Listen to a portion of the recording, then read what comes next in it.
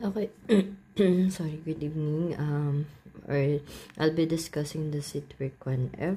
So regarding the extrema. So for number 1, according to the problem, find the points of extrema. So points of extrema. Find the points of extrema. So of a given function. So our equation is y equal to 4x cubed plus 12x squared plus 12x plus 10. So to get the points of extrema, first we have to get the first derivative.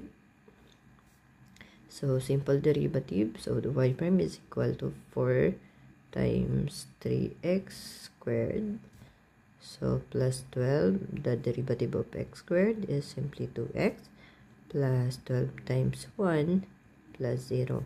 So after that, we can have the 4 times 3, which is 12x squared, then 12 times 2x is 24x, then 12 times 1, you have 12, then equal plus 0, so no need to write it. The next thing to do in extrema, is we have to equate the first derivative to 0. So we have here the 12x squared, which is this y prime, plus 24x plus 12 is equal to 0. So to make it simple, so you can see there's a common 12 at the 3 terms. Therefore, you're going to factor it out. Once na labas natin sa 12x, 12, so we'll have 3x squared na lang.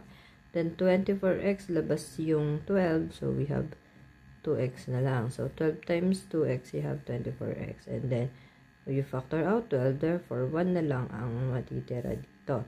So to double check, 12 times x squared should be this one. 12 times 2x, it should be 24x. Then 12 times 1, you have 12, So the next step is, since we have 12 here, we can divide it by 12 and we can cancel it out.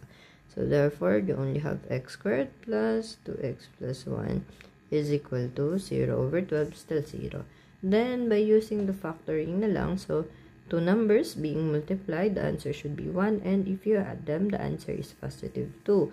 We can have x plus 1 multiplied to x plus 1 equal to 0. Because as you can